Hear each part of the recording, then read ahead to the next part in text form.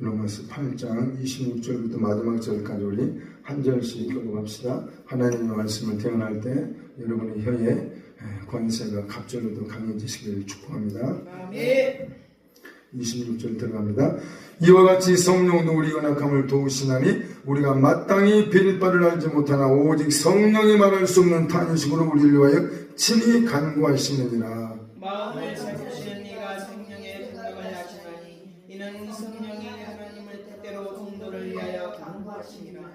우리가 알거니와 하나님을 사랑하는 자 곧 그 뜻대로 부르심을 입은 자들에게는 모든 것이 합력하여 선을 이루느니라. 하나님이 미리 하신 자들을 또한 그 아들의 형상을 본받게 하기 위하여 미리 정하였으니 이는 그로 많은 힘에서 받아들이게 되게 하였습니다. 또 미리 정하신 그들을 또한 부르시고 부르신 그들을 또한 의롭다 하시고 의롭다 하신 그들을 또한 영화롭게 하셨느니라. 그런 적이 이에 대하여 우리가 무슨 말하리요? 만일 하나님이 우리를 위하여 오시면 우리가 그리 대적하리요. 자기 아들을 아끼지 아니하시고 우리 모든 사람 위하여 내주실 리가 어찌 그 아들과 함께 모든 것을 우리에게 은사로 주지 아니하시겠느냐.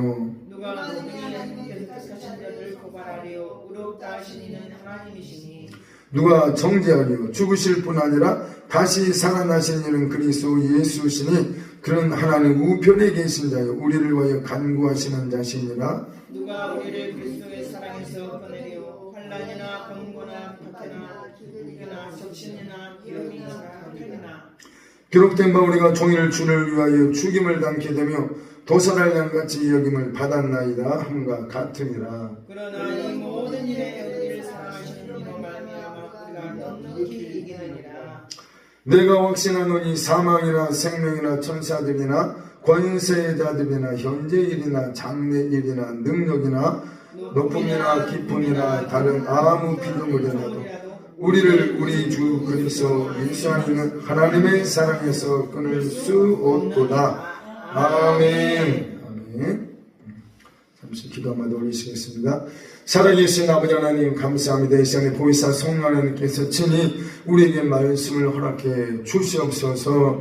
이 시간에 오직 예수 그리스도의 이름만 높여드리길 원합니다.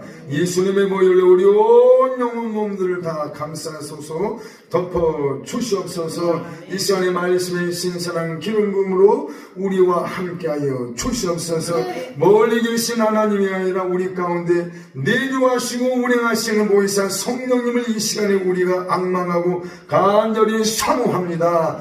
말씀하여 주시옵소서. 아멘으로 얻어가는 심령 가운데 그 말씀이 생명이 되게 하시고 생명이 불이 되게 하여 주시고 기도의 응답이 있게 하여 주시옵소서. 예수님의 이름으로 축복하며 함께 기도 올립니다. 아멘. 제가 아침에 좀 말씀이 좀 먼저 길어서 사도신경은 제가 건너뛰었어요. 양해 바랍니다. 앞에 화면 보시면서 같이 말씀 좀 진행합시다. 저희가 지금 히브리서 10장하고 11장을 지금 살펴보고 있어요. 히브리서 10장하고 11장. 한번 잠깐 우리 복습을 좀 해볼까요?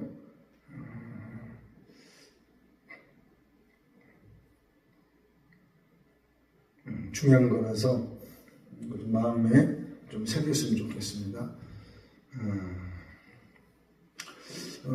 말씀 제목이 어떻게 되나요? 같이 한번 볼까요? 시작. 내 법을 그들의 마음에 두고 그들의 생각에 기록하리라. 아멘. 지금 이렇게 해서 말씀이 시작되고 있는데 히브리서 10장에서 우리가 잊지 말아야 될 게 12절 같이 한번 눈으로 따라오세요. 오직 그리스도는 죄를 위하여 한 영원한 제사를 드리시고 하나님 우편에 앉으사 14절 다 함께 그 후에 자기 원수들을 자기 발등상이 되게 하실 때까지 기다리시나니 아멘. 그가 거룩하게 한 자들을 한 번의 제사로 영원히 온전하게 하셨느니라. 아멘. 지금 예수님께서는 보좌에 앉아 계십니다. 앉아 계시는데 거기에서 우리를 위해서 중보기도를 하고 계시는데 또 이 구절에 보니까 그 후에 자기 원수들을 자기 발등상이 되게 하실 때까지 기다리신다는 거예요. 이건 우리 마음에 잊어서는 안 될 말씀인 걸로 저는 받아들이고 또 믿고 늘 이렇게 살려고 하고 있어요. 예수님께서 보좌에서 중보기도를 하고 계시는데 또 그분이 보좌에 앉아서 뭔가를 지금 기다리고 있어. 뭘 기다리고 있냐면은 하나님의 원수들을 자기 발등상이 되게 하실 때까지 중보기도 하시면서 기다리신다는 거예요. 이게 우리 예수님의 갈망이에요. 이게 하나님의 갈망이란 말이에요. 그래서 우리가 이 땅에 사는 동안에 어떤 삶을 살아야 될지 우리는 분명히 우리의 위치를 찾아야 될 줄로 믿습니다. 여기서 자기 발등상이라고 말씀을 하셨는데 에베소서에 보게 되면은 머리는 예수님을 말하고 몸은 교회라고 에베소서는 반복해서 말을 했어요. 그렇다면은 여기서 이 자기 발등상은 누굴 말하겠습니까? 이 자리에 함께 우리가 예수님의 몸으로서 지체들로서 발등상인 거예요. 발이라는 거예요, 우리가. 그렇죠? 그래서 우리를 통해서 하나님의 모든 원수들이 우리 앞에 무릎을 꿇고 하나님을 경배하는 그 날을 우리 예수님이 손꼽아 기다리신다는 거예요. 지금 보좌에 앉아서 중보기도 하시면서. 그래서 우리가 이 땅에 사는 동안에 반드시 하나님의 원수들과의 영적 전쟁에서 이기는 자들로 다 발견되신 예수님의 이름으로 축복합니다. 계시록에 7교회가 나오고 있는데 이 계시록은 1차적으로 믿지 않는 불신자들을 위해서 기록된 성경이 아니에요. 예수님께서 친히 보내라고 한 그 내용이 7교회를 하면서 그 내용들이 쓰여졌는데 믿지 않는 자들을 위해서 쓰여진 것이 아니라 예수님의 몸된 7교회들을 향해서 예수님이 보내신 말씀이었어요. 할렐루야. 그런데 그 7교회는 오늘날 우리를 두고 결국 말씀하시는데 이 마지막 때 그 말씀이 우리에게 이제 적용을 하자면은 우리 예수님께서 7교회를 향해서 반복적으로 요구하시는 건 뭐였냐면 결론이 이거였어요. 이기는 자들이다. 이기는 자들이다. 이기는 자들. 왜냐하면 예수님께서 보좌에서 지금도 중보기도를 하시는데 하나님의 모든 원수들이 우리의 발등상이 되는 그날을 손꼽아 기다리신다는 거예요. 할렐루야. 그래서 우리가 이 땅에 사는 동안에 이기는 자들로 발견된다는 건 대단히 중요한 거예요. 그래서 히브리서 10장에서 결국 이 이기는 자들이라는 것은 어떤 자들을 말하냐면은 믿음으로 사는 자들이에요. 결국 15절부터 잠깐 보시겠습니다. 앞에 화면 보시면서 또한 성령님이 우리에게 증언하시되 주께서 이르시되 그날 후르는 그들과 맺을 언약이 이것이라 하시고 내 법을 그들의 마음에 두고 그들의 생각에 기록하리라 하신 후에 또 그들의 죄와 그들의 불법을 내가 다시 기억하지 아니하리라 하셨은즉 이것들을 쌓으셨으니 다시 죄를 위하여 제사 드릴 것이 없느니라. 할렐루야. 성령님께서 우리에게 증언하신다는 거예요. 그럼 오늘날 이 시간도 성령님께서 이 말씀을 우리에게 주시는 거예요. 아멘. 주께서 이르시되 그날 후르는 그들과 맺을 언약이 이것이랍니다. 그게 뭐냐면은 내 법을 그들의 마음에 두고 그들의 생각에 기록하리라 하신 후에 곧 이 말씀, 이 언약이 우리에게 성취가 되면은 그들의 죄와 그들의 불법을 다시 기억하지 않는다는 말씀이 나오고 있어요. 이게 언제 우리에게 이루어졌냐면은 1차적으로 마가이 다락방 120명의 제자들에게 성령 하나님이 그들에게 불로 임하실 때 이 말씀이 1차적으로 이루어졌고 오늘날 우리에게 보혜사 성령님이 우리 안에 중심에 내주하에 들어오실 때 이 말씀이 성취된 거예요. 할렐루야. 여기서 말하는 이 내 법이라는 것은 로마서 8장 1, 2절 그 말씀을 그대로 바울 사도가 기록했던 그 구절을 그대로 갖다가 대입을 시키자면 생명의 성령의 법을 말하는 거예요. 이것은 에스겔 36장에도 동일한 말씀이 흐름이 있고 에레미야에도 동일한 말씀이 또 나와요. 새 언약이라고 이렇게 말씀을 하시면서 그래서 생명의 성령의 법이 우리 마음 중심의 심령 깊숙한 곳에 내주하여 들어오고 또 생명의 성령의 법이 우리의 내 세포 가운데 기록될 때 이것은 곧 어떤 상태냐면 예수님으로 충만한 상태인 거예요. 생명의 성령의 법으로 충만하다는 거예요. 이것은 결국 우리의 혼이 구원을 받는 단계를 말하고 있어요. 제가 설명해 드렸죠. 성경에는 세 방면의 구원이 나와 있고 첫째 영의 구원에 대해서 성경은 말을 하고 있고 그리고 혼의 구원에 대해서 우리 몸의 구원에 대해서 이것은 부활의 때 또는 예수님 오실 때 휴거받을 때 변화체의 그 몸 부활체에 대해서 우리 몸의 구원에 대한 것을 성경은 말을 하고 있어요. 영의 구원이라는 것은 요한복음 3장을 살펴보면 또 요한복음 1장 12절을 영접하는 자 곧 그 이름을 믿는 자들에게 하나님의 자녀가 된다 그랬어요. 하나님의 자녀가 된다 그랬어요. 그러고 나서 3장에 가서 예수님께서 물과 성령으로 거듭나지 않으면 하나님 나라에 볼 수도 없고 들어갈 수도 없다고 그랬어요. 그러고 나서 어떻게 말씀하시냐면은 성령으로 나는 것은 영이라고 그랬어요. 근데 우리 옛날 개혁한 거는 성령으로 나는 것은 영이라고 정확히 번역을 해놨어요. 영어 성경이나 원어 성경에 잘 번역을 해놨는데 개혁개정 다시 이렇게 번역을 하면서 실수를 해버렸어요. 이 영으로 나는 것은 영이라고 번역을 해놔 그랬어요. 잘못된 번역이에요. 그래서 저도 지금도 여전히 개혁개정을 보고 또 개혁한글도 보고 또 대한성서공회에서 내놨던 세번역도 저는 참 많이 봐요. 그리고 킹제임스 성경도 많이 보고. 그래서 지금 제가 갖고 있는 한글 성경만 해도 한 12종류는 될 것 같아요.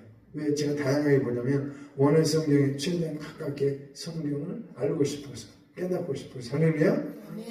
그래서 성령으로 나는 것은 영이라고 그랬는데 이 성령은 영어 번역이 되면은 스피릿으로 되어 있는데 대문자는 성령님을 나타낼 때 대문자 스피릿 S를 써요. 근데 사람의 영을 말할 때는 소문자를 써서 기록했었어요. 그래서 성령으로 난 것은 사람의 영이 거듭났다는 거예요. 성령이 우리 안에 내주하실 때, 곧 예수 그리스도를 영접할 때 하나님의 자녀로 우리가 거듭날 때 그때 우리의 영이 그때 거듭나는 거예요. 성령으로 거듭나는 것은 영이니 이렇게 번역이 돼야 정확한 번역인 거예요.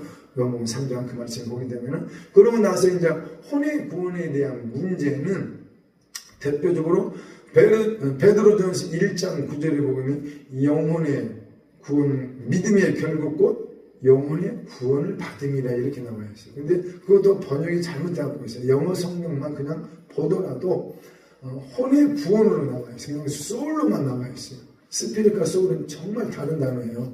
영어권에서는. 그래서 영어 성경만 보더라도 혼의 구원으로 나와 있어요. 그리고 바로 10절에서도 원어 성경이나 킹제임스 성경 보게 되면 이 혼의 구원에 대하여 이렇게 나오고 있어요. 그리고 22절쯤에도 진리의 말씀을 너희가 순종함으로 말미암아 혼을 구원함에 이르러서 거짓 없는 형제 사랑에 이르렀다는 말씀이 있어요. 또 오늘 본문 이 히브리서 10장 보시게 되면은 38절 보시게 되면은 함께 읽어봅시다. 시작. 나의 의인은 믿음으로 말미암아 살리라. 또한 뒤로 물러가면 내 마음이 그를 기뻐하지 아니하리라 하셨느니라. 우리가 뒤로 물러가 멸망할 자가 아니요 오직 영혼을 구원함에 이르는 믿음을 가진 자니라. 할렐루야. 여기서도 우리 한글 성경 번역을 잘못해놨어요. 혼을 구원함이에요. 영혼이 아니에요. 그냥 영어 성경만 보더라도 소울로 나와 있어요. 혼으로 번역을 해야 되는 거예요. 그래서 성경은 정확히 혼의 구원에 대해서 말을 하고 있어요. 이 혼의 구원이라는 것은 쉽게 이야기하면 우리의 생각, 감정을, 이 지정을 말하고 있는 게 우리 혼이고 또는 우리의 마음 또는 심리세계, 정신세계가 혼의 영역인 거예요. 그래서 우리의 혼이 구원받는다는 건 뭐냐면은 예전에는 내가 세상적인 가치관으로 인생을 살다가 성령님을 모시고 나서는 세상적인 가치관들을 다 뜯어 고치고 다 버렸고 하나님의 말씀의 가치관으로 내 생각이 새롭게 변화를 받을 때 이게 생각이 구원받은 거예요. 그리고 내 감정이 예전에는 늘 우울해, 내 감정이 늘 짜증나고 늘 불평 불만이 많았었고 늘 괴로운 심정이 많았었어요. 그런데 예수님 만나고 성령님을 모시고 나니까 이제 내 감정 가운데 기쁨이 찾아오고 예수님 향한 그리움과 사랑이 찾아오게 되면 내 감정이 이제 세상적인 타락한 감정이 아니라 예수님의 감정이 내 감정이 되는 상태. 이게 감정이 구원받았다고 이렇게 말을 해요. 그리고 우리의 의지가 구원을 받는다는 것은 예전에는 나의 선호를 따랐어요. 육신의 정욕, 안목의 정욕, 이생의 자랑에 내가 좋아하는 것을 쫓아서 내가 내 인생 결정하면서 내 자유의지의 선택대로 살았단 말이에요. 그러나 성령님을 모시고 나니까 이제 상황이 달라졌어요. 내 주인은 내가 아니었고 내 왕은 내가 아니었던 거예요.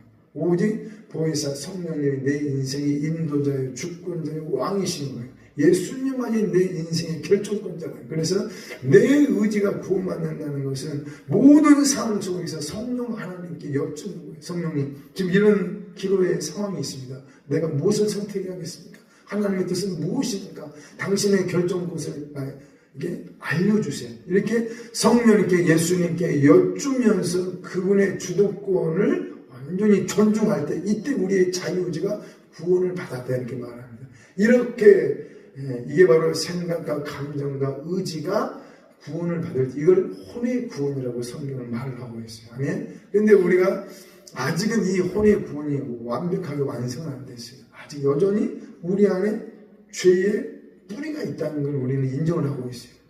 그뿐만 아니라 우리 안에 옛사람이라는 존재가 있다는 걸 바울 사도는 반복해서 말을 했어요. 옛사람을 벗어라 그랬어요. 그 행위를 벗어라 그랬어요. 옛사람이 여전히 우리 일상생활 가운데 보면 불쑥불쑥 튀어나와요. 그렇기 때문에 아직은 우리가 지금 성화를 이루어가는 과정 가운데, 그래서 빌립보서 2장에서도 두렵고 떨림으로 자기 구원을 이루어가라. 영어 성경도 현재 진행에 오늘 이렇게 나와 있어요.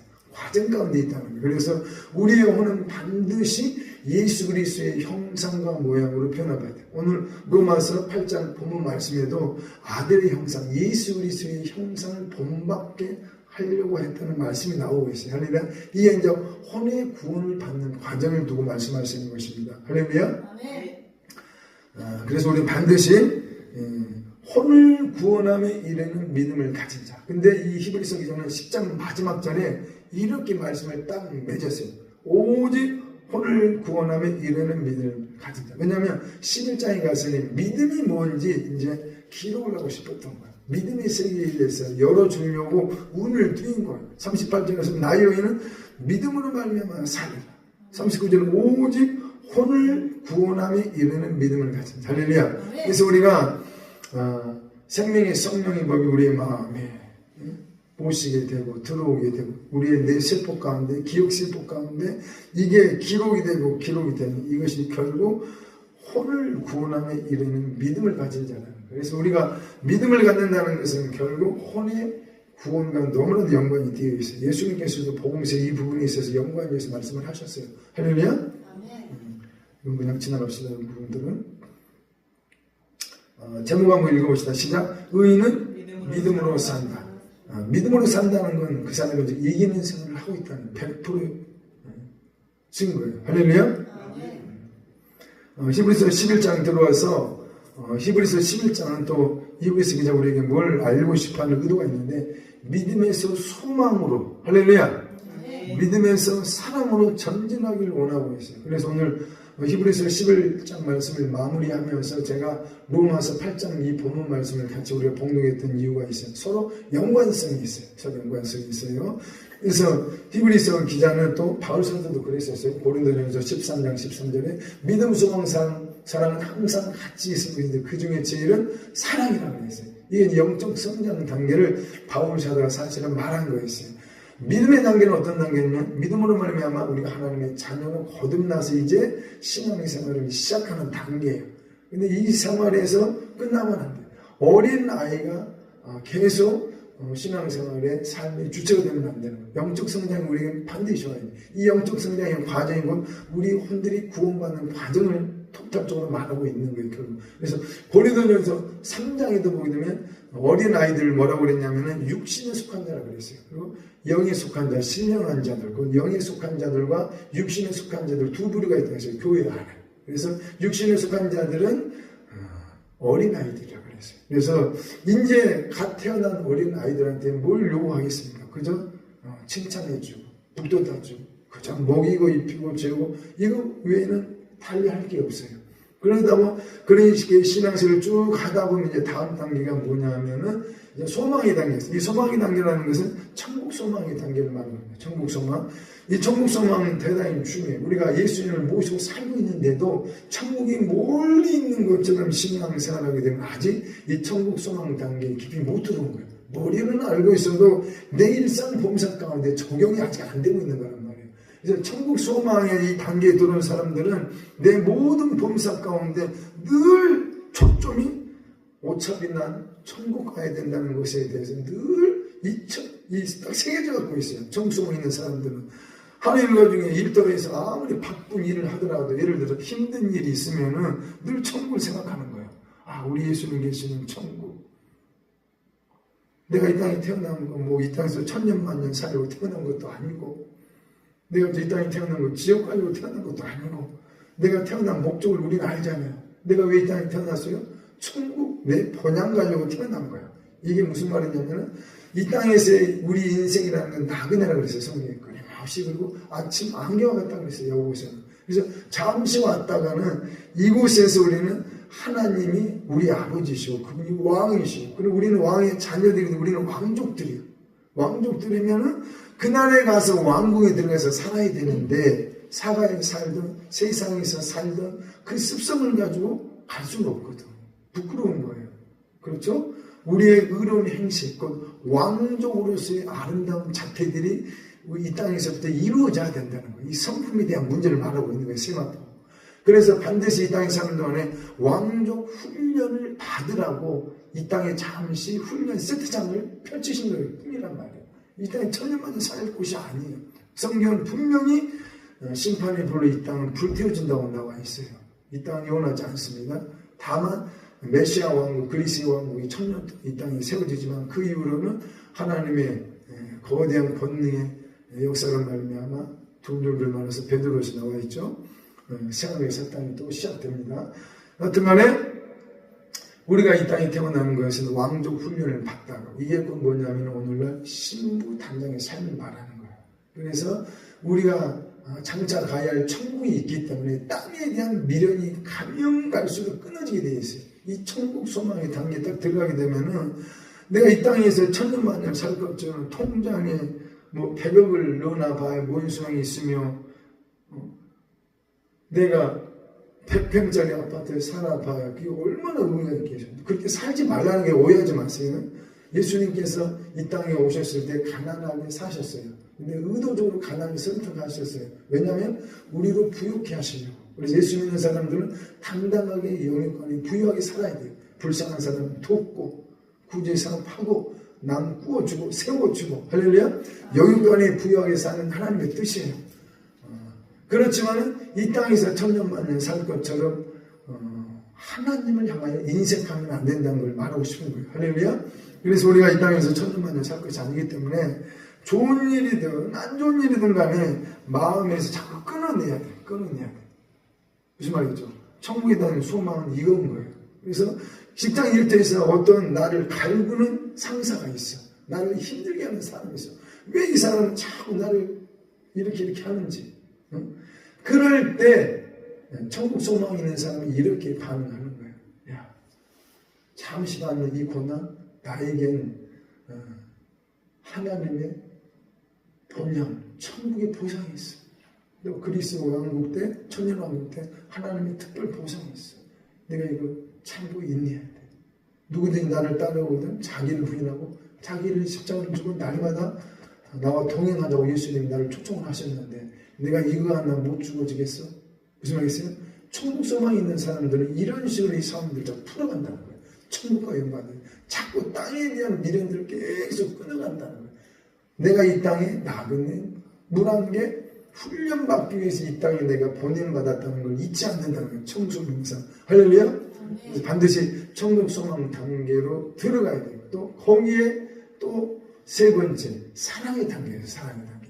이 사랑의 단계는 뭐냐면 이제 이 마지막 때 계시록의 결론이 어떻게 납니까? 성령과 신부가 말씀하시길 오라는 것. 이게 뭐예요? 어린 양의 혼인잔치에 초청받는 자는 복이 있다고 말씀하셨어요. 할렐루야. 이 마지막 세대는 신부 단장하다가 주님 오시면 그냥 올라갈 생각만 해야 돼요. 이건 뭐냐면은 예수님과의 영적 사랑의 연합의 단계에 들어가야 된다는 거예요. 이 단계에 들어가게 되면 정말 행복해요. 예수님 한 분으로 만족하려고 얼마나 발버둥치는지 몰라요. 아멘. 그리고 기도 시간이 딱 되면은 많은 기도 제목들이 있지만 그러나 가장 높은 단계 최고봉의 기도는 뭐냐면은 신랑 대신 예수님을 통째 구하는 신부의 기도예요. 예수님 외에는 요구사항이 없어야 돼요. 이게 세 번째 사랑의 합일이라는 사랑의 단계를 우리가 반드시 깊이 들어야 돼. 이게 이제 신부단장의 단계를 말하고 있는 거예요. 할렐루야. 그래서 반드시 예수님이 그리워가지고 이 가슴에서 사랑의 눈물샘이 터져야 돼요. 아멘. 그래서 반드시 우리가 이 사랑의 단계까지 영적 성장에 계속 줄기차게 달려가시길 예수님의 이름으로 축복합니다. 그래서 히브리서에서는 이런 말씀들을 히브리서에 제가 말을 하고자 하는데, 믿음은 같이 앞에 봅시다. 시작. 믿음은 뭐라고요? 바라는 것들의 실상이요 보이지 않는 것들의 증거니 선지들이 이로써 증거를 얻었느니라. 아멘. 3절 다시 한번. 믿음으로 모든 세계가 하나님의 말씀으로 지은 줄 우리가 아는 보이는 것은 나타난 것으로 말미암아 된 것이 아니니라. 아멘. 이거 참 대단한 믿음이에요. 눈으로 보이지 않지만 믿음으로 사는 거니까. 할렐루야. 근데 이것을 복음서에 보게 되면 백부장이 이 믿음을 갖고 있었어요. 이 백부장 아시죠?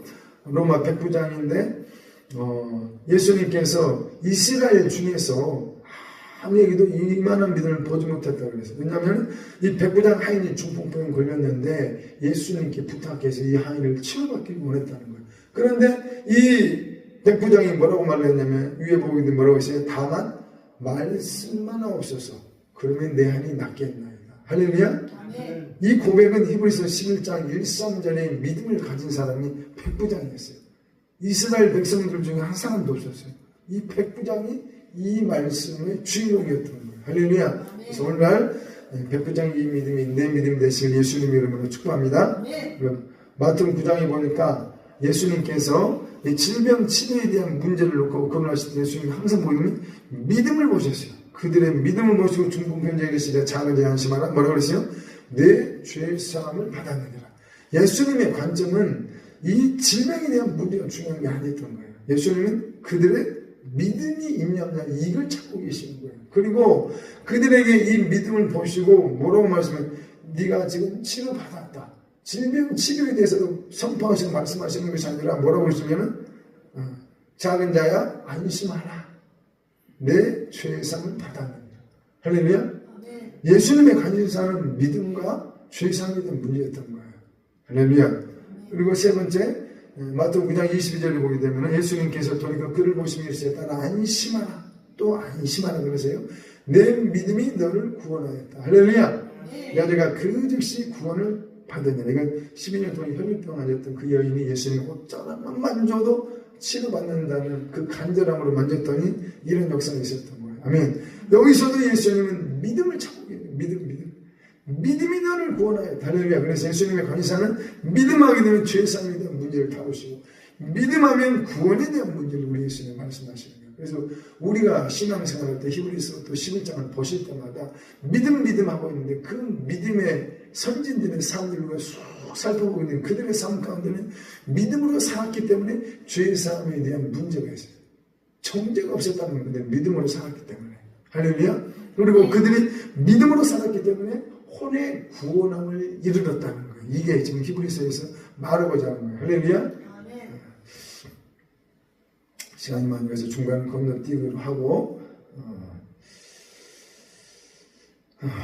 잠깐 반드시 우리가 이 마지막 때에 예수님의 발자취를 따라가실 예수님의 이름으로 축복합니다.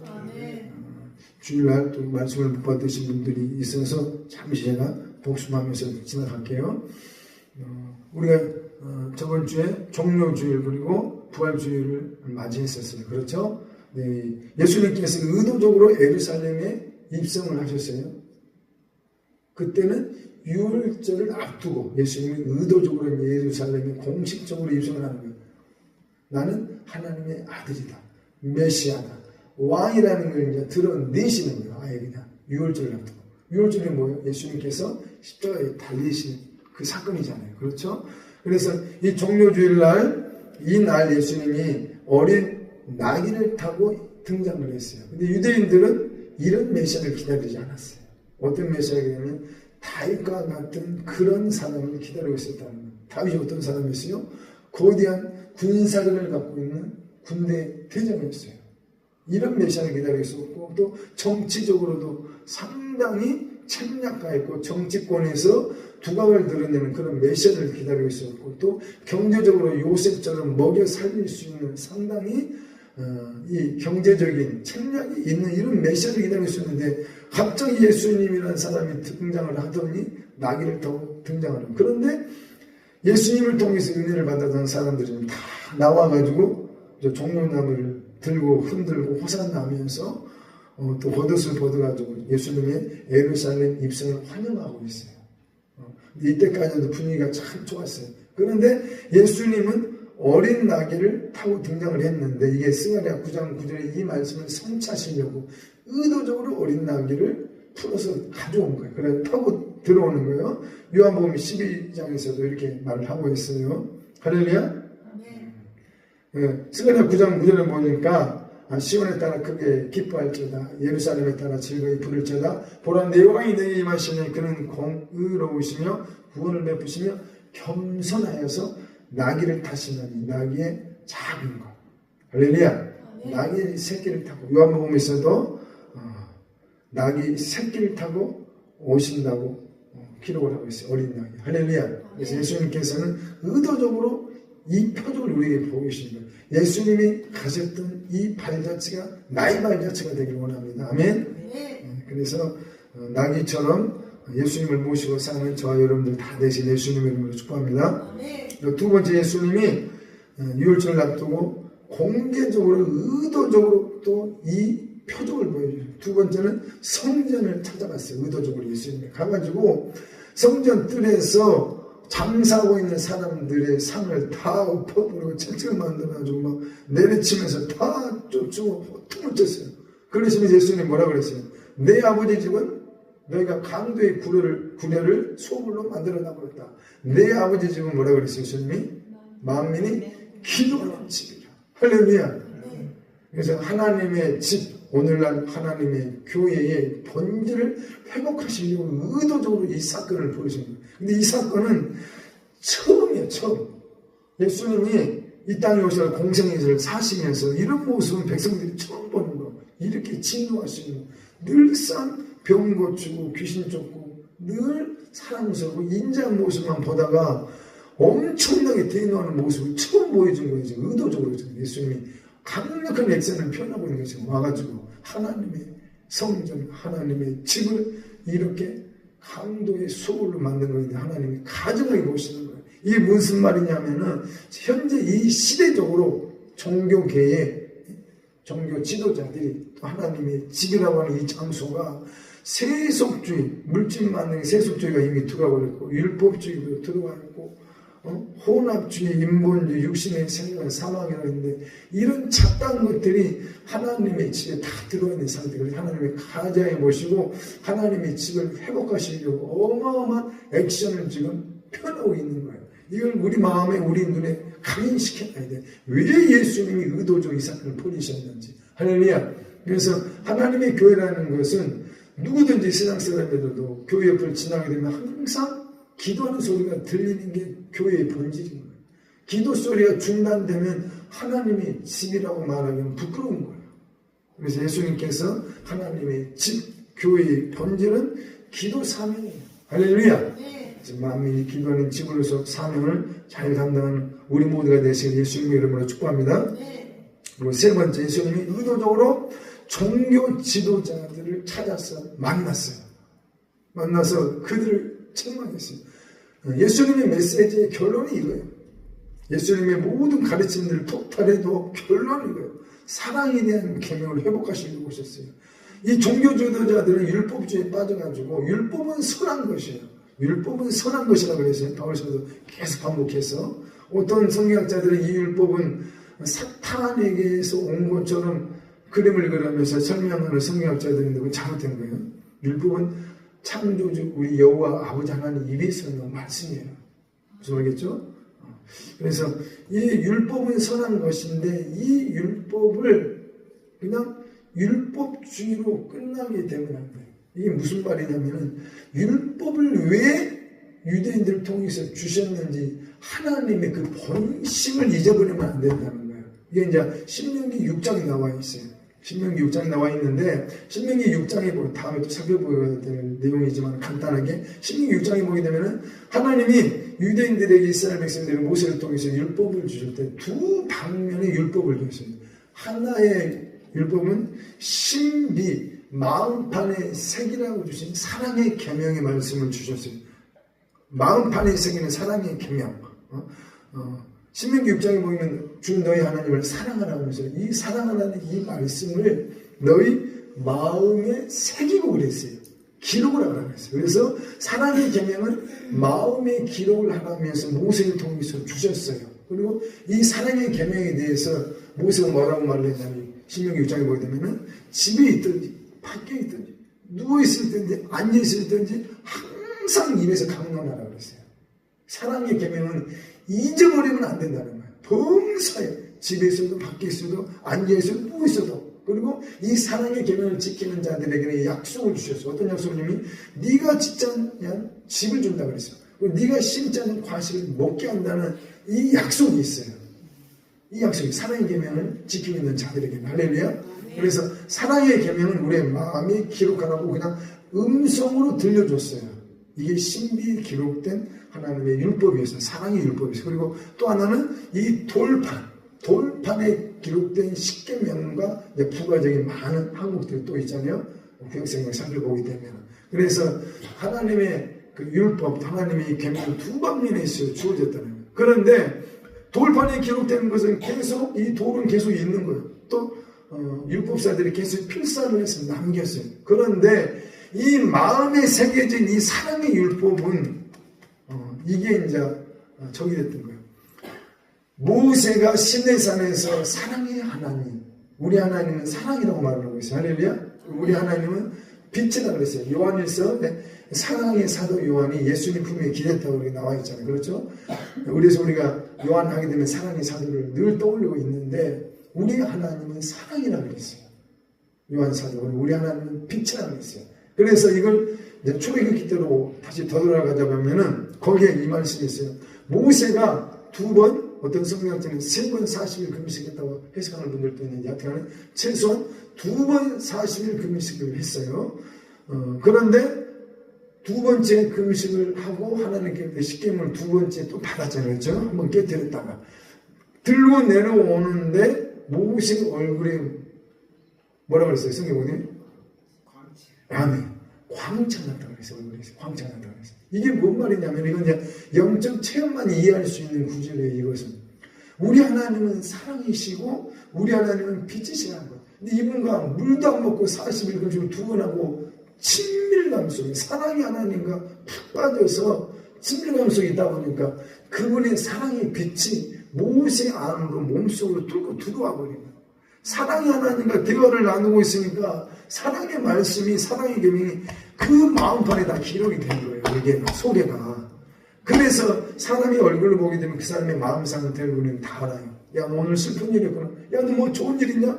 얼굴 표정 보면서 그 사람의 마음 상태를 우리는 다 있거든요. 그래서 마음의 사랑의 계명이 기록이 됐던 이 사랑의 빛이 모세 얼굴을 통해서 광채로 드러나 버린 거예요.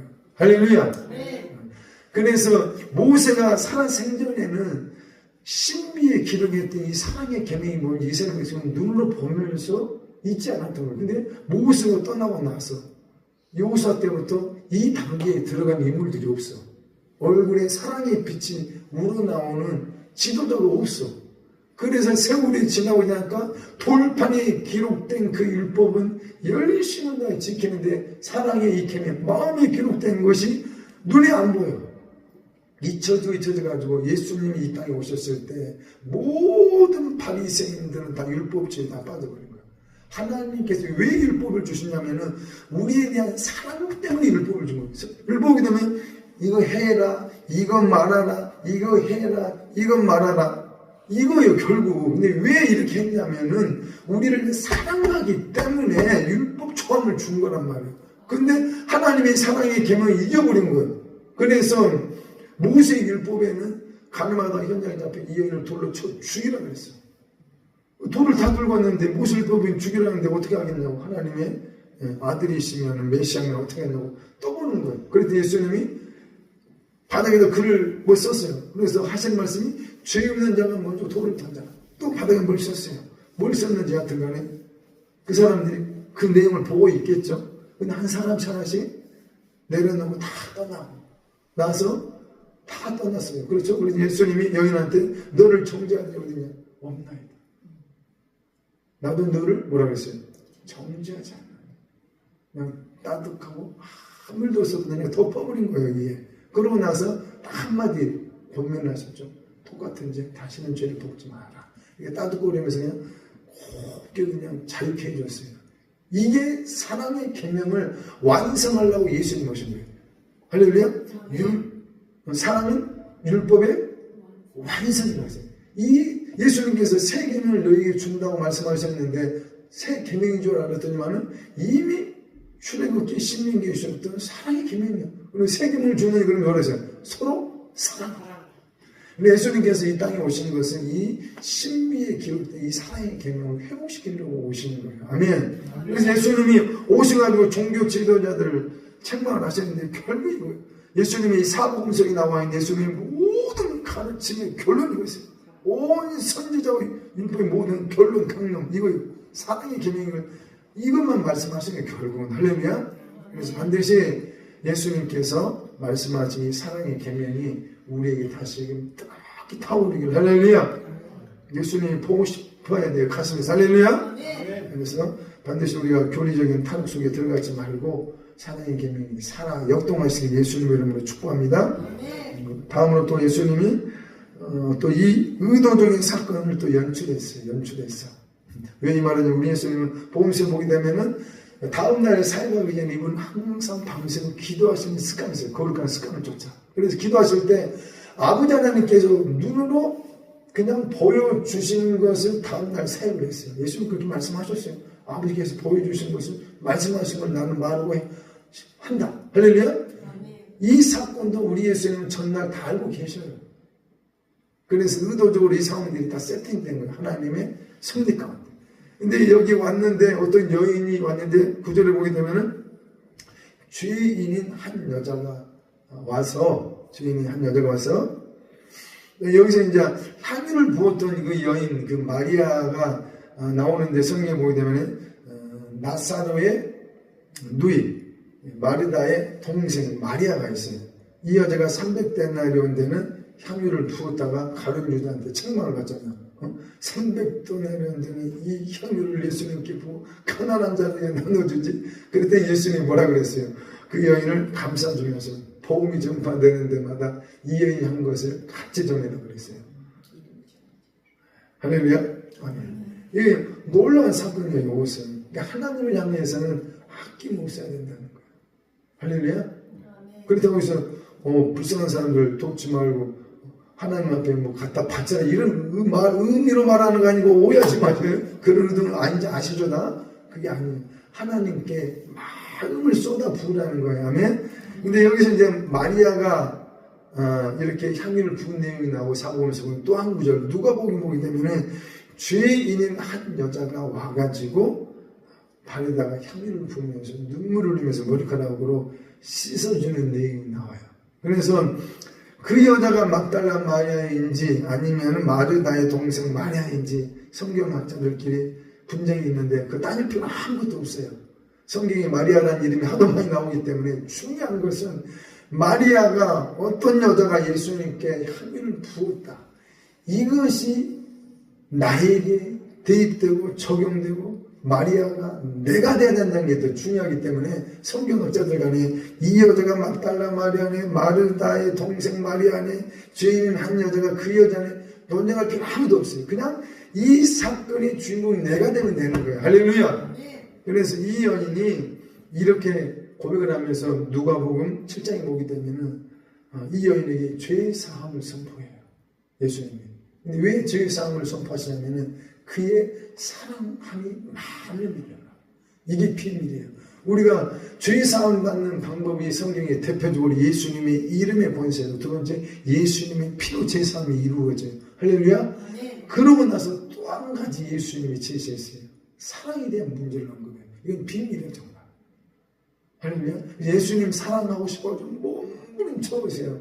그러면은 죄사함에 대한 문제가 선포됨이 있어요. 이걸 다 경험하신 예수님을 축복합니다. 근데 예수님이 이 땅에 오셔가지고 이런 사람은 처음이자 마지막으로 받는 거예요. 지금 발에다가 혀를 붓더니 눈물을 흘리면서 발을 닦으면서 사랑으로 고백하고 있어.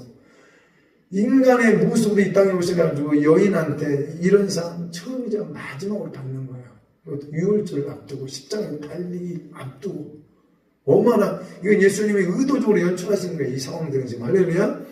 반드시 이런 신부의 사랑이 우리의 사랑 되시길 예수님의 이름으로 축복합니다. 그리고 또 십자가에 달리시기 전에 유월절 전에 제자들을 모아놓고 세족식을 보여줬어요. 왜냐하면 내가 너희에게 행한 것까지 너희도 행한가리 하여 벌을 보인다라. 할렐루야. 그래서 우리는 서로 교육 가운데 살다 보면은 흉허물들이 다 보여. 주의 종들이라고 서울이 없겠어요. 주의 종들도 연약해요. 그래서 예수님만 찾는, 제가 왜 예수님만 찾는 줄 아십니까? 기도하다 보면은 내가 너무 연약하기 때문에 그분이 내 안으로 점령당하지 않냐면은 길이 없는 거예요. 할렐루야. 그래서 우리가 신앙생활하다 보면 교회 생활하다 보면 서로 성도 간에 누가 되든지 간에 흉허물은 나타나. 그러나 그때가 바로 사랑의 계명을 완성할 타이밍인 거예요. 할렐루야. 그래서 발을 씻기라는 거예요. 지금. 할렐루야. 너의 허물이 내 허물인 것처럼 대신 씻어주라는 거야. 축복기도 하고 중보기도 하고 대신 회개기도까지도 해줄 정도가 돼야 돼요. 할렐루야. 반드시 이 모습 이대로 우리의 삶 가운데 적용되신 예수님의 이름으로 축복합니다. 그리고 마지막으로 이제 이 성만찬을 세우시면서 내 피로 세우는 새 언약이라고 했습니다. 할렐루야. 이거 정말 대단히 중요합니다. 저희 교회는 1년 전에 일주일에 한 번씩 성만찬을 했었어요. 그러다가 지금은 이제 한 달에 한 번씩 성만찬을 하고 있는데 예수님의 이 살과 피는 믿음을 갖고 있는 자들에게는 그냥 현실이에요. 현실. 믿음은 바라는 것들이 실상인지라 예수님의 피가 이 포도주 하나 될지라도 믿음으로 선포하면 이 포도주는 믿음 안에서 예수님의 피야. 빵도 예수님의 살이고 믿음 안에서. 할렐루야. 그래서 이 성만찬은 너무 신비로운 게 믿음으로 예수님의 살과 피를 내 몸 안에 모으시는 상황이에요. 지금 이거 얼마나 신비한 역사인지 모르겠어요. 이것을 예수님이 마지막 밤에 유월절 만찬 때 새 언약이라 그러면서 이것을 시행할 것을 명령을 하셨어요. 아멘. 그래서 성만찬을 가질 수 있는 기회가 되면 그때마다 참석하셔서 예수님을 원것 많고 온 영혼 육체 가운데 모시길 예수님의 이름으로 축복합니다. 그리고 예수님의 피는 절대 죽은 피가 아니에요. 2000년 전에 흘린 그 피는 창조주 하나님의 피이기 때문에 죽은 피가 아니에요. 지금도 여전히 살아서 역동하는 생명의 피예요. 할렐루야. 2000년 전에 예수님이 십자가에 설렸던 그 피가 줄줄줄 흘려서 땅에 흘러졌죠. 그렇죠. 근데 그 이후로 비가 내렸어. 비가 내려서 피와 희생이 됐어. 그러다가 해가 또 떴어. 그럼 어떻게 돼요? 이게 증발돼서 공기로 올라가요. 그러면서 대기 중에 온 지구상 안에 예수님의 피가 지금 흐르고 있어요. 그래서 이걸 알고 있는 사람은 믿음으로 예수님의 피를 땡겨서 자기 몸 가운데 적용하고 회개 기도할 때도 예수님의 피를 땡겨가지고 씻어요. 이게 믿음 있는 자들에게 실제이기 때문에 그런 거예요. 예수님 피는 창조주 하나님의 피예요. 죽은 피 아니에요. 지금도 여전히 살아있는 피예요. 할렐루야. 그래서 예수님의 피를 통해서 하나님의 뜻을 완전히 이루시길 예수님의 이름으로 축복합니다. 예수님께서 채찍이 맞으시고 십자가에 달리신 장면입니다. 할렐루야. 오늘 여기까지 말씀을 살펴보도록 합시다. 시간 좀 많이 가서 예수님께서 채찍에 맞으신 것은 우리의 영혼 육간의 질병 치료를 위해서 채찍에 맞으셨습니다. 아멘. 그래서 우리에게 영혼 육간의 질병이 있으시거든 이 장면을 머리에 떠올리시기 축복합니다. 아멘. 이게 우리의 마음 가운데 깊이 다가오게 되면 치료의 역사가 옵니다. 영혼 육간에. 할렐루야. 우리 밤 함께 기도하실 때 영혼 육간에 하나님의 큰 위로가 있길 예수님의 이름으로 축복합니다. 제목 제가 빠른 속도로 봉독해 올리겠습니다. 대한민국을 복음의 제사장으로 써주셔서 남북을 통틀어서 말씀드리는 겁니다. 한국교회가 회개하고 신부단장 되게 하소서. 세 번째, 10만 성교사 파송하는 한국교회 되게 하소서. 70년대에 한국교회가 여의도에 모여가지고 서운한 일들이 있습니다. 네 번째, 이스라엘이 회개하고 예수님을 영접하게 하소서. 다섯 번째, 지역교회들과 목회자들을 축복하소서. 여섯 번째, 순천 생명나무교회와 미스바 기도를 축복하소서. 일곱 번째, 신부단장을 위한 구원의 방주 치유센터가 되게 하소서. 날마다 성령 세례와 불세례로 기름 부어 주옵소서. 여덟 번째, 신부의 군대는 일어날지어다 왕의 군대 장관들은 이곳으로 몰려올지어다 사랑의 불의 군대는 일어나라. 이렇게 축복하고 선포하면서 함께 기도했으면 좋겠습니다. 먼저 1번에서 네 번째까지 함께 아울러서 기도하는 시간을 좀 가졌으면 좋겠습니다. 우리 찬양 하나 올리시고 나서 동성으로 기도하는 시간을 갖도록 하겠습니다.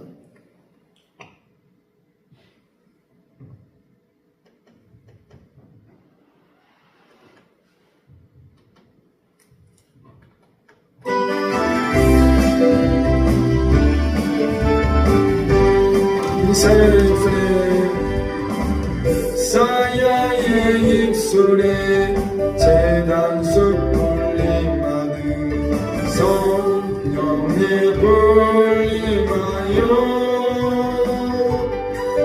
입술에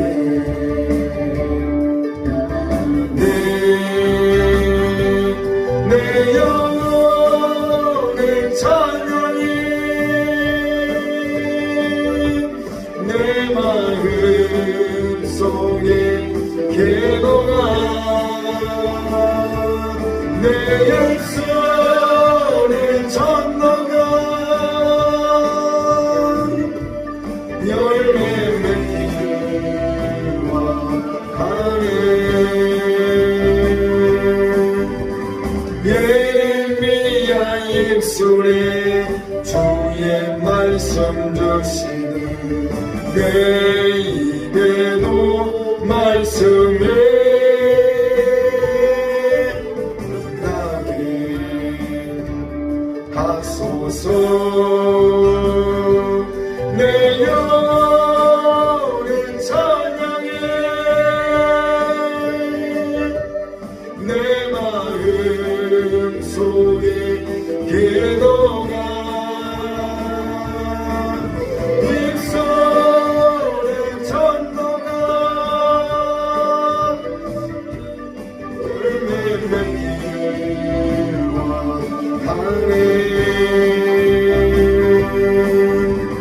내 입술과 나의 말 할례 받게 하시고 하나님 많은 세상에 나를 보내 주소서. 우리 주의 이름으로 기도합니다. 주의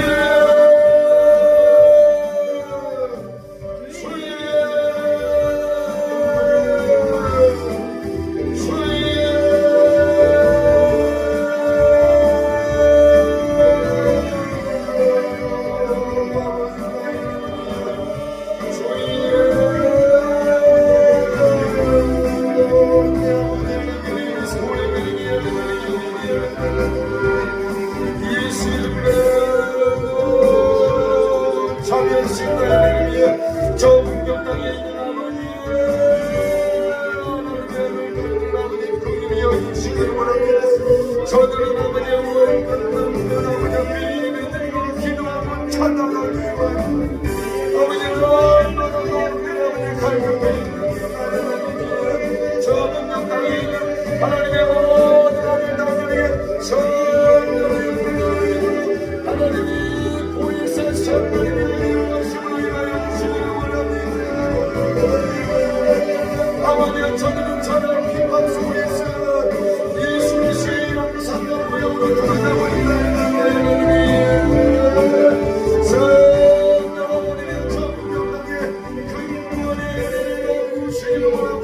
신부단장의 기도를 너무 격하게 임할지어다. 대한민국이 만국대 복맹 제4당과라고 신부를 원합니다. 아버지의 복맹들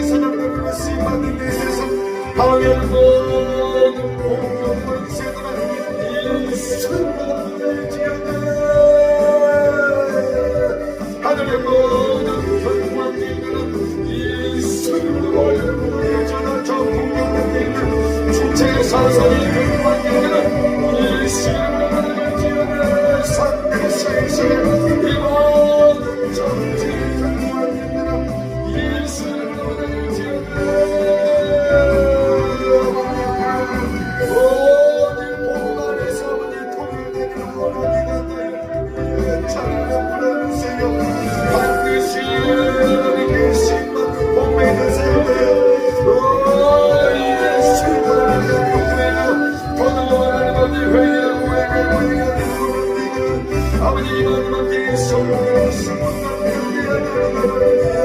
아버지의 믿음에서 정신으로 정신방에서 예수 그리스도의 아버지의 사랑의 하늘 가운데 돌아가는 원합니다. 아버지는 명문계나 영적으로도 이루어야 성품적으로도 이루어야 반드시 마지막 때에 대원하는 넘치고 아버지의 급성품 알고 신분으로 불러오라는 역사에 주시옵소서. 한국교회가 만드신 신바른 성교사 파송하여 하나님의 나라를 이끌어 온전히 운영하소서. 정말 천국복이 나누다니 전파되는 그때가 끝이라고 우리가 내실 예수님을 빨리 보기 위해서라도 천국복이 나누다니 전파되어야 됩니다. 하나님이여 우리 예수님의 지상명도를 예수 그리스도의 이름으로 한국교회 안에 있는 모든 한국신도 사역자들에게 한국교회 모든 국회의원들 전 세계의 열망을 향하여 복음을 전하지어다.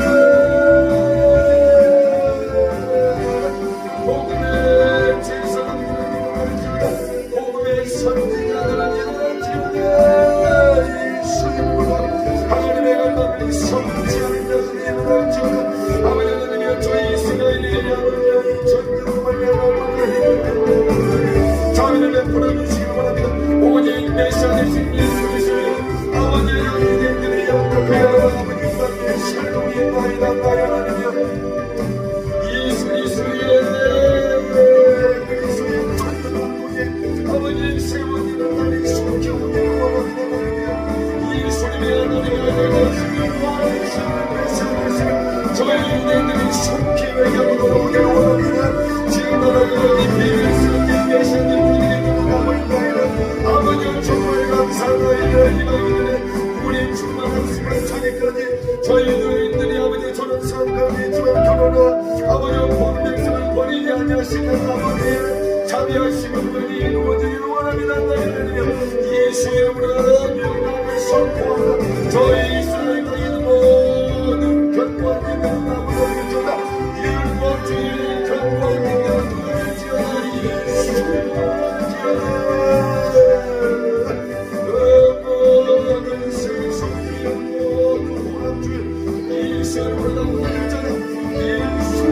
예수님을 하나님의 하나님 메시아로 모함으로 영원한 역사에 쓰여주다.